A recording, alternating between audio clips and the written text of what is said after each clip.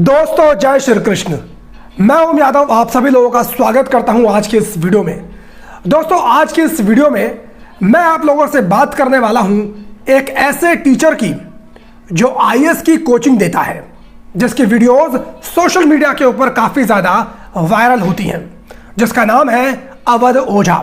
आपने इसकी video social media के ऊपर कभी ना कभी ज़रूर देखी होगी। यह वामपंथी विचारधारा से प्रभावित व्यक्ति है। सोशल मीडिया के ऊपर विकास दिव्य कीर्ति, अवध ओझा और खान सर, इन तीनों की वीडियोस को काफ़ी ज़्यादा देखा जाता है और इन तीनों को बहुत सारे लोग पसंद करते हैं। उनमें से विकास दिव्य कीर्ति और ये अवध ओझा सर, ये दोनों वामपंथी विचारधारा से प्रभावित हैं। अक्सर ये दोनों अपनी वीडियोस के दौरान सनातन धर्म के विरुद्ध कोई ना कोई बात करते हुए नजर आते हैं। मैंने कई बार विकास दिव्य कीर्ति और अवध ओझा सर की वीडियोस को देखा है। इन्हें जब भी अपने बच्चों को पाखंड अंधविश्वास के बारे में बताना होता है तो ये सनातन धर्म का कोई ना कोई उदाहरण लेकर बताते हैं, और जब भी इन्हें कोई अच्छी बात का उदाहरण देना होता है तो ये इस्लाम की बात बताने लगते हैं, क्रिश्चियनिटी की बात बताने लगते हैं, जैसे मानो सारा अंधविश्वास, सारा पाखंड दुनिया भर का केवल सनातन धर्म के अंदर ही बसा हुआ है।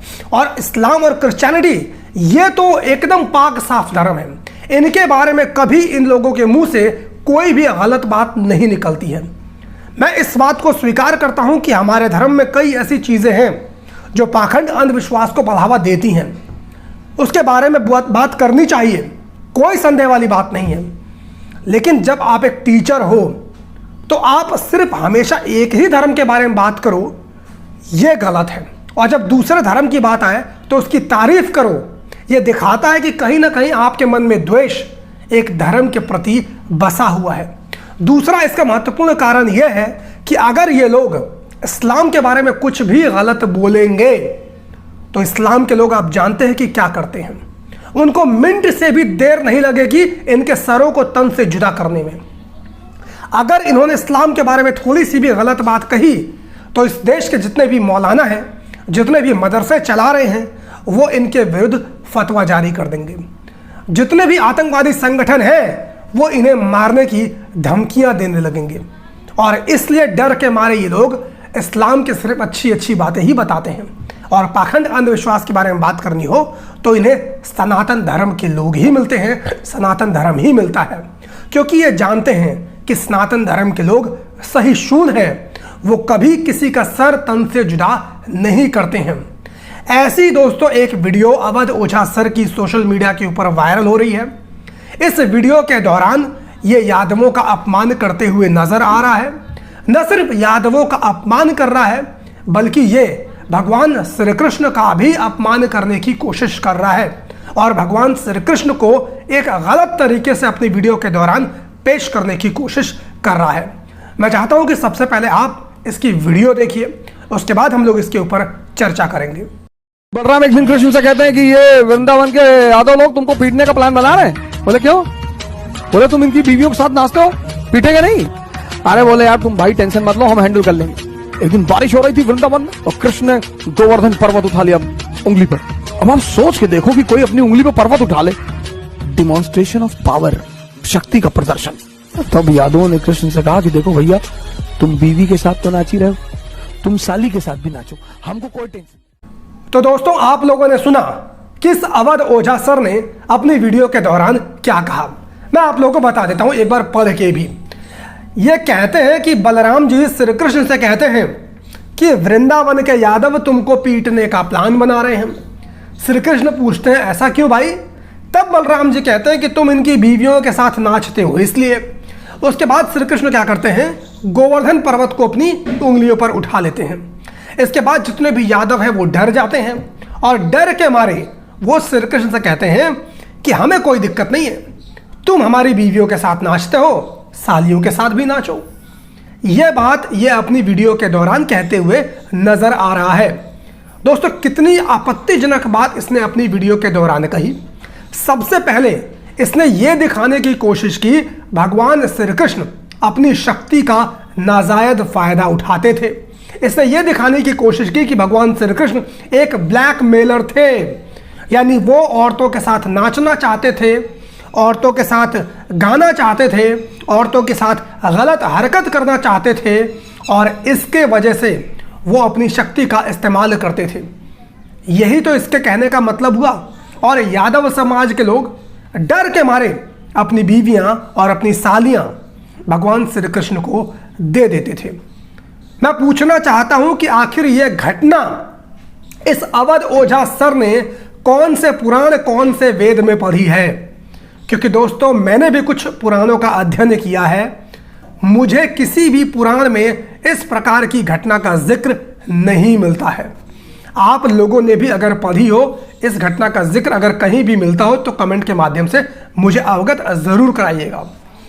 मैं ये पूछना चाहता हूं कि ये लोग आईएएस की कोचिंग देते हैं, आईएएस की कोचिंग देते वक्त ये इस तरह की बातें अपने बच्चों को क्यों बताने का काम करते हैं? आखिर इससे क्या संदेश अपने बच्चों को देना चाह रहे हैं? जो बच्चे इनके पास पढ़ रहे होंगे उनके दिमाग में क्या संदेश गया होगा? वो तो यही सोच रहे होंगे कि भगवान श्री कृष्ण के पास इतनी शक्ति थी कि वो अपनी शक्तियों का गलत इस्तेमाल करते थे, औरतों के साथ नाचते थे, औरतों के साथ अश्लील हरकतें करते थे। और यही बच्चे जब बड़े होंगे तो समाज में इसी तरह की भ्रांति लेकर घूमेंगे।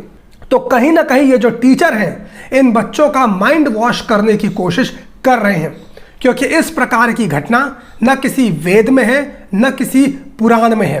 भगवान श्री कृष्ण के पास अपार शक्ति थी, लेकिन भगवान श्री कृष्ण ने कभी भी अपनी शक्ति का दुरुपयोग नहीं किया।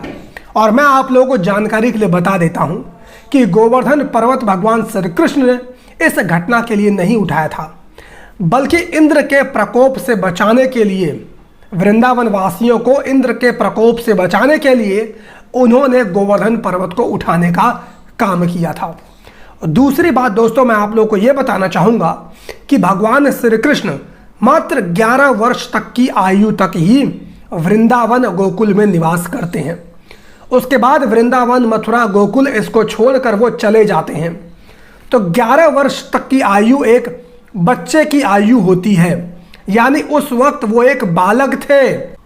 लेकिन दोस्तों भगवान श्री कृष्ण का इस प्रकार से चित्रण किया जाता है कि भगवान श्री कृष्ण कितने चरित्रहीन व्यक्ति थे कि वो औरतों के साथ नाचते थे, औरतों के साथ तमाम हरकतें करते थे, उनके कपड़ों को उठा के लेकर चले जाते थे। लेकिन ये लोग ये नहीं बताते हैं कि उस वक्त भगवान श्री कृष्ण की आयु बेहद ही कम थी। वो अपनी बाल्य अवस्था में थे, और जब बच्चा छोटा होता है तो अपने बाल्य अवस्था में नटखटपन में कई इस प्रकार की हरकत करता है जो बड़े करे तो शोभा नहीं देता है, और उन सारी हरकतों को ज़्यादा तवज्जो भी नहीं दी जाती है। लेकिन जितने भी सनातन विरोधी हैं भगवान श्री कृष्ण का चरित्र हनन करने के लिए इस प्रकार की बातें करने का काम करते हैं। कोई ये नहीं बताता कि भगवान श्री कृष्ण की उम्र उस वक्त बेहद ही कम थी, वो अपनी बाल्य अवस्था के अंदर थे। तीसरी बात मैं ये कहना चाहता हूँ कि आखिर ये जितने भी आईएएस की कोचिंग वाले हैं ये लोग धर्म के ऊपर क्यों बात करते हैं? इनका काम है आईएएस की कोचिंग देना। इन्होंने उस क्षेत्र में पढ़ाई की है। जब इन्हें धर्म शास्त्रों का ज्ञान नहीं है, जब इन्हें धर्म शास्त्रों की व्याख्या करनी नहीं आती है, तो ये उसके ऊपर टीका टिप्पणी आखिर क्यों करते हैं? मैं कई बार अपनी वीडियो के दौरान ये बात आप लोगों से कहता हूँ कि हर पढ़ा लिखा इंसान समझदार नहीं होता है, और ये जितने भी आईएएस की कोचिंग वाले लोग हैं इन सब के ऊपर लागू होती है। ये लोग अपने आप को पढ़ा लिखा होने का दावा ज़रूर करते हैं, लेकिन इनके अंदर समझदारी नहीं है। ये लोग धर्म की व्याख्या करते हैं बिना पुराणों का अध्ययन किए, बिना वेदों का अध्ययन किए, बिना जानकारी को प्राप्त किए। इन्होंने न केवल यादव जाति का अपमान किया है, यादव जाति की माताओं बहनों का अपमान किया है, बल्कि इन्होंने भगवान श्री कृष्ण जो समस्त सनातनियों के भगवान हैं उनका भी अपमान किया है।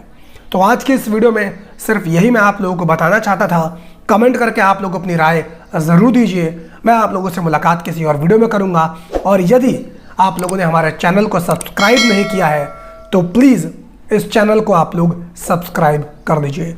मुलाकात करता हूं किसी और वीडियो में, तब तक के लिए बहुत बहुत धन्यवाद। जय हिंद।